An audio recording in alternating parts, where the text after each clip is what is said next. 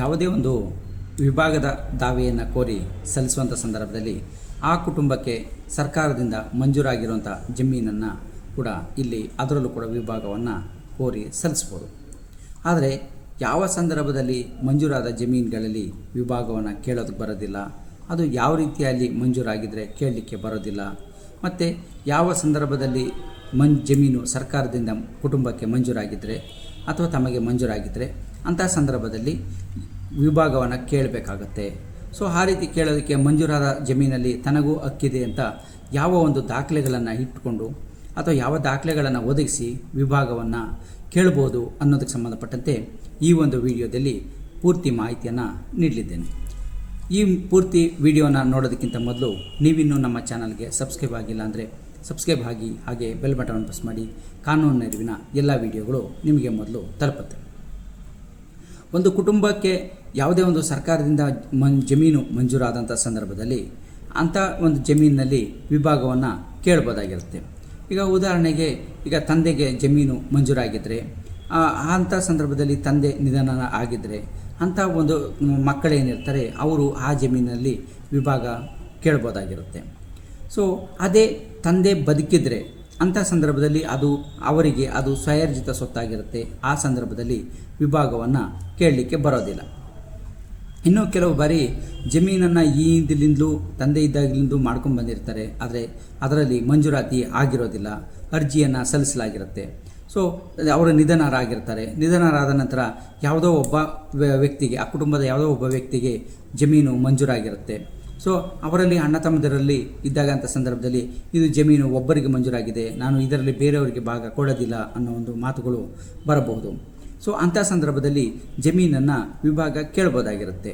So ಆ ರೀತಿಯಲ್ಲಿ ಕೇಳೋದಕ್ಕೆ ಸಂಬಂಧಪಟ್ಟಂತೆ ಅದು ಒಟ್ಟು ಕುಟುಂಬದಿಂದ ಎಲ್ಲರೂ ಮಾಡ್ಕೊಂಬರ್ತಾಯಿದ್ರು ಈ ಹಿಂದಿನಿಂದಲೂ, ಈಗ ಮಂಜೂರಾಗಿದೆ ಅನ್ನೋದನ್ನು ಸಂಪೂರ್ಣವಾಗಿ ರುಜುವಾತುಪಡಿಸಬೇಕಾಗತ್ತೆ. ಆ ರೀತಿಯಲ್ಲಿ ರುಜುವಾತುಪಡಿಸೋದಕ್ಕೆ ವಿಫಲರಾದರೆ ಅಂಥ ಸಂದರ್ಭದಲ್ಲಿ ಆ ಜಮೀನಿನಲ್ಲಿ ವಿಭಾಗ ಸಿಗೋದಿಲ್ಲ. ರುಜುವಾತುಪಡಿಸೋದಕ್ಕೆ ಯಾವೆಲ್ಲ ಒಂದು ದಾಖಲೆಗಳನ್ನು ಅಥವಾ ಆಧಾರಗಳ ಅಥವಾ ಅಂಶಗಳನ್ನು ನೀಡಬೇಕಾಗುತ್ತೆ ಅಂದರೆ, ಆ ಒಂದು ಜಮೀನು ಮಂಜೂರಾಗಕ್ಕಿಂತ ಮೊದಲಿಂದಲೂ ಹಿಂದಿನಿಂದಲೂ ಕುಟುಂಬದಿಂದಲೂ ಕೂಡ ಅದನ್ನು ಇಷ್ಟು ವರ್ಷಗಳ ಕಾಲದಿಂದಲೂ ಮಾಡ್ಕೊಂಬರ್ತಾ ಇದ್ವಿ ಅಂತೇಳಿ, ಮತ್ತು ಆ ಒಂದು ಅರ್ಜಿಯನ್ನು ಸಲ್ಲಿಸಬೇಕಾದ್ರೆ ಮಂಜೂರಾದ ಜಮೀನನ್ನ ಇಷ್ಟು ವರ್ಷಗಳ ಕಾಲದಿಂದಲೂ ನಾವು ಮಾಡ್ಕೊಂಬರ್ತಾ ಇದ್ವಿ ಅನ್ನೋದನ್ನ ಸಲ್ಲಿಸಲಾಗುತ್ತೆ. ಈಗ ಕೆಲವು ಉದಾಹರಣೆಗೆ ಆ ವ್ಯಕ್ತಿಗೆ ಒಂದು 20-25 ವರ್ಷ ಆಗಿರುತ್ತೆ, ಆತ ಒಂದು 30-40 ವರ್ಷಗಳಿಂದ ಜಮೀನನ್ನು ನಾವು ಮಾಡ್ಕೊಂಬರ್ತಾ ಇದ್ವಿ ಅಂತ ಅರ್ಜಿಯಲ್ಲಿ ಸಲ್ಲಿಸಿರ್ತಾರೆ ಅಂತ ಅಂದ್ಕೊಳ್ಳಿ. ಆಗ ಆತನ ವಯಸ್ಸೇ 25 ಅಥವಾ 30 ಆಗಿರುತ್ತೆ. ನಾವು 30-40 ವರ್ಷಗಳಿಂದ ಜಮೀನನ್ನು ಮಾಡ್ಕೊಂಬರ್ತಾ ಇದ್ದೀವಿ ಅಂದರೆ ಆತ ಹುಟ್ಟಿನಿಂದ ದಿನದಿಂದಲೂ ಕೂಡ ಆ ಜಮೀನನ್ನು ಮಾಡಲಿಕ್ಕೆ ಸಾಧ್ಯ ಇಲ್ಲ. ಸೊ ಅವರ ತಂದೆನೋ ಅವರ ತಾಯಿನೋ ಆ ಜಮೀನನ್ನು ಮಾಡ್ಕೊಬರ್ತಾಯಿದ್ರು. ಅನಂತರದಲ್ಲಿ ಅವರು ಕೂಡ ಅವರ ಮಕ್ಕಳು ಕೂಡ ಮುಂದುವರಿಸ್ಕೊಂಡು ಹೋಗಿದ್ದಾರೆ ಅನ್ನೋದನ್ನು ಇಲ್ಲಿ ನೋಡ್ಬೋದಾಗಿರುತ್ತೆ. ಸೊ ಹಾಗಾಗಿ ಈ ಜಮೀನನ್ನು ಮೂಲತಃವಾಗಿ ಎಲ್ಲರೂ ಕುಟುಂಬದವರು ಮಾಡ್ತಾಯಿದ್ರು ಅನ್ನೋದನ್ನು ಆ ರೀತಿ ದಾಖಲೆಗಳನ್ನು ಹಾಜರುಪಡಿಸಿ ಅದೆಲ್ಲರೂ ಮಾಡ್ತಾಯಿದ್ರು. ಈಗ ಒಬ್ಬರೇ ಹೆಸರಿಗೆ ಮಂಜೂರಾಗಿದೆ, ಅದು ಎಲ್ಲರಿಗೂ ಭಾಗ ಬರಬೇಕಾಗತ್ತೆ ಅಂತೇಳಿ ಆ ರೀತಿ ಮಂಜೂರಾದಂಥ ಜಮೀನುಗಳಲ್ಲಿ ಭಾಗವನ್ನು ಕೇಳ್ಬೋದಾಗಿರುತ್ತೆ. ಸೊ ಆದರೆ ಕುಟುಂಬದಲ್ಲೇ ಇದ್ದುಕೊಂಡು ಪ್ರತ್ಯೇಕವಾಗಿ ವಾಸ ಮಾಡಿಕೊಂಡಿದ್ದು, ಪ್ರತ್ಯೇಕವಾಗಿ ಜಮೀನನ್ನು ಸಪರೇಟ್ ಮಾಡಿಕೊಂಡಿದ್ದು ಅದು ಮಂಜೂರಾಗಿದ್ದರೆ ಅಂಥ ಒಂದು ಜಮೀನುಗಳಲ್ಲಿ ಇತರೆ ಸಹೋದರರಾಗಿರ್ಬೋದು ಸಹೋದರಿಯರಾಗಿರ್ಬೋದು ಅವರು ಆ ಒಂದು ವಿಭಾಗವನ್ನು ಆ ಒಂದು ಜಮೀನಿನಲ್ಲಿ ಕೇಳೋದಕ್ಕೆ ಬರೋದಿಲ್ಲ. ಸೊ ಇದು ಯಾವಾಗ ಅಂತಂದರೆ ತಂದೆ ಅಥವಾ ಅವರಿದ್ದಾಗ ಜಮೀನನ್ನು ಮಾಡ್ತಾಯಿದ್ದು, ಅವರ ಕಾಲಾನಂತರದಲ್ಲಿ ಮಕ್ಕಳಲ್ಲಿ ಯಾರಾದರೂ ಒಬ್ಬರಿಗೆ ಮಂಜೂರಾಗಿದ್ದರೂ ಕೂಡ ಆವಾಗ ಇಡೀ ಕುಟುಂಬದವರು ಆ ಜಮೀನಿನ ವಿಭಾಗವನ್ನು ಕೇಳ್ಬೋದಾಗಿರುತ್ತೆ.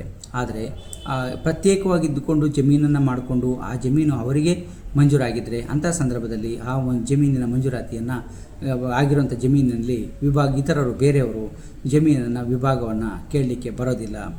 ಒಂದು ವೇಳೆ ತಂದೆಗೆ ಮಂಜೂರಾಗಿದ್ದರೆ ಅಥವಾ ತಾತನಿಗೆ ಮಂಜೂರಾಗಿದ್ದರೂ ಕೂಡ ಅವರು ನೀವು ವಿಭಾಗ ಕೇಳುವ ಸಮಯಕ್ಕೆ ಅವರು ಬದುಕಿದರೆ ಅಂಥ ಸಂದರ್ಭದಲ್ಲಿ ಆ ಜಮೀನಿನಲ್ಲಿ ವಿಭಾಗ ಕೇಳೋದು ಬರೋದಿಲ್ಲ. ಸೊ ಯಾಕೆ ಅಂತಂದರೆ ಈ ಒಂದು ಮಂಜೂರಾದ ಜಮೀನು ಕೂಡ ಅವರ ಸ್ವಯರ್ಜಿತ ಜಮೀನು ಸೊತ್ತು ಅಂತ ಅನಿಸ್ಕೊಳ್ತದೆ. ಸೊ ಹಾಗಾಗಿ ಆ ರೀತಿ ಸ್ವಯರ್ಜಿತ ಜಮೀನು ಅಂತ ಅನಿಸ್ಕೊಂಡಾಗ ಅಂಥ ಒಂದು ಜಮೀನಿನಲ್ಲಿ ಆ ರೀತಿಯ ಒಂದು ಕೇಳಲಿಕ್ಕೆ ಬರೋದಿಲ್ಲ ಅನ್ನೋದು ಇಲ್ಲಿ ಮುಖ್ಯವಾಗಿ ನೋಡಬೇಕಾಗತ್ತೆ.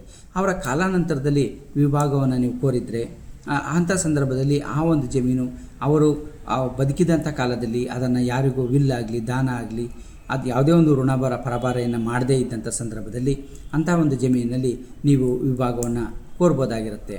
ಸೊ ಹಾಗಾಗಿ ಮಂಜೂರಾದ ಜಮೀನುಗಳಲ್ಲಿ ಈ ಜಮೀನು ಅವರ ಒಟ್ಟು ಕುಟುಂಬದಲ್ಲಿ ಇದೆಯಾ ಇಲ್ವಾ, ಅಥವಾ ಅವರ ತಂದೆಗೆ ಅದು ಮಂಜೂರಾಗಿದ್ದರೆ ಅದು ಅವರ ನಿಧನ ಆಗಿದ್ದಾರಾ ಅಥವಾ ಬದುಕಿದ್ದಾರಾ ಅನ್ನೋದನ್ನು ನೋಡಬೇಕಾಗತ್ತೆ. ಅಥವಾ ಸಹೋದರರಿಗೆ ಅವ್ರಿಗೆ ಯಾರಾದ್ರು ಆಗಿದ್ದರೆ ಅದು ಮಂಜೂರಾಗೋಕ್ಕಿಂತ ಮೊದಲಿಂದಲೂ ಕೂಡ ಅದು ಒಟ್ಟು ಕುಟುಂಬದಲ್ಲಿ ಆ ಜಮೀನನ್ನು ಮಾಡ್ಕೊಂಬರ್ತಾ ಇದ್ರಾ ಅನ್ನೋದನ್ನು ಸಂಪೂರ್ಣವಾಗಿ ರುಜುವಾತನ್ನು ಪಡಿಸ್ಬೇಕಾಗತ್ತೆ.